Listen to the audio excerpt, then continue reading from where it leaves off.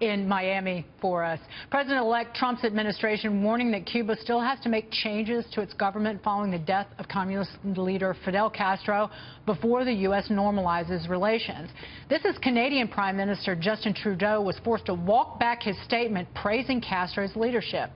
Trudeau originally wrote, quote, a legendary revolutionary and orator. Mr. Castro made significant improvements to the education and health care of his island nation. While a controversial figure, both Mr. Castro's supporters and detractors recognized his tremendous dedication and love for the Cuban people, who had a deep and lasting affection for El Comandante. Joining me now is former U.S. Ambassador to the United Nations and former New Mexico Governor Bill Richardson. Bill Richardson, that leaves out how Castro murdered, repressed, and tortured his own people, does it not? Well, I went to Cuba many years ago and got some political prisoners out. There was repression there, human rights violations.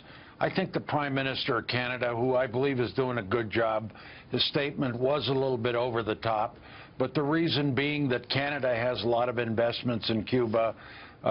Fidel Castro was a pallbearer at his father's funeral, former Prime Minister Pierre Trudeau, so there was some probably emotional attachment. But I think Fidel Castro leaves a mixed legacy. He was an icon of the Cold War. He was a historic figure, but there was a lot of repression. There was human rights violations, little democracy, hardly any democracy.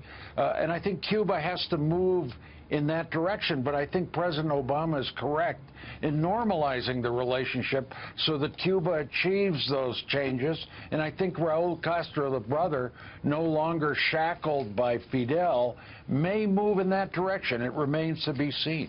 Governor, should we have extracted, though, as we normalize relations with Cuba, more from the country in terms of Joanne Chesimard, a cop killer, still there, more political prisoners released, and the like? Well, there's been some improvement, but not enough. No question about it. There needs to be free and fair elections. There's still a lot of dissonance there. There's still a need for more transparency. No question about it. But the issue is, how do you achieve that? And I believe you achieve that by what President Obama has done: more travel, more people-to-people relationships, more American tourism, more economic activity, bring the private sector to Cuba. And I think the economic embargo that still exists is a mistake. I think the way you open Cuba up is expose them to American capitalism, to the American private sector. Governor, one of the risks of that, some of the people would say by doing that, though, would keep Raul Castro in power longer as those profits head back to him and some of his cronies. And what would you say to that? Well, he's said that he's only going to serve till 2018. So we don't know what the next path to leadership is. But I think there's a bunch of younger Cubans there that realize that the socialist system there has not worked, and they want to move forward. It is very unclear right now, but if you look at what Raul has done in comparison to his brother, he has done a little more privatization. He has brought a little more capitalism. He has allowed for some private property. Look, it's not enough, obviously, but I think opening up to Cuba makes more sense than closing it. So I was a little concerned with President-elect Trump. You know, he has to fulfill campaign promises. He got a lot of Cuban-American votes. That he says he's going to kind of shut things again. I don't think that's the way to go. Moving on to a different topic, Governor, the future of the Democratic Party in limbo as Congressman Tim Ryan challenges longstanding top Democrat Nancy Pelosi for House Minority Leader, acknowledging the issues confronting the party. Even our members from the coastal areas recognize that we are not a national party right now. We can't claim to be. Governor, your take on what's happening? Well, look, we had a bad year, we the Democrats. I think Nancy Pelosi's been an effective leader. I served with her. I don't know Tim Ryan. But, you know, when you don't do well, we were expecting to win 12 seats in the House. We won 6. We need a new economic message. We need a new Democratic bench of new leaders. So, you know, I think this ferment that exists within the party of a new message, of new leadership, is healthy. But I think Nancy Pelosi, under the circumstances, has done a good job. She'll be reelected. But at the same time, this kind of debate within the party on the future of the party is healthy. Governor Harlan Hill here. So I got to say, I mean, based on her job performance, I don't think Nancy Pelosi deserves to be appointed the lead of the House Democrats again. I mean, she's had 2 historic losses. She hasn't won since 2008. She really hasn't been a very effective leader for the Democrats. So it's time for somebody else to step up. I mean, can you point to something that she's done recently that has been a success for Democrats? I mean, she's held up as probably one of the greatest fundraising tools for Republicans. I mean, she's like the boogeyman.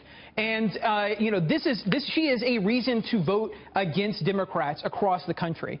And somebody like Tim Ryan represents the future, potentially, of the Democratic Party and the Midwest. So where do you see this going? I mean, she doesn't deserve to win. Well, I disagree. I believe she's been an effective leader. She's also a very good fundraiser herself for the party. She's been in the opposition, and you know, we were sadly outnumbered in the House of Representatives, so you can't legislate much. You can block as much as you can. So it's a different role. I think when she was Speaker, she was effective in the first years with President Obama with the Affordable Care Act and other issues. So look, this is still healthy. The fact that within the party we're talking about change, we're talking about a new economic message, we're talking about, as you mentioned, we have to appeal back to the Rust Belt. We can't be a bi-coastal party, California and the East Coast. We have to appeal to working class Americans, to the Anglo-white voter that we lost in droves. We can't just be a party of special constituencies. We have to have a clear economic populist message. The 3 House Democratic leaders are in their mid-70s and white. So they don't represent the new Democratic Party. Ooh. Well, look, you shouldn't be down on old people, you know. But my point is that, Governor. you know, my point is that. That's why we love having you on. You bring the humor. Do you want to end with that, or do you have something else you want to say? Well, no. I think all of this is healthy, but these are good leaders. You know, we need in the party to develop a new bench, especially for 2020. Governor, it was great to see you. Please in studio next time if you can. Governor Bill Richardson.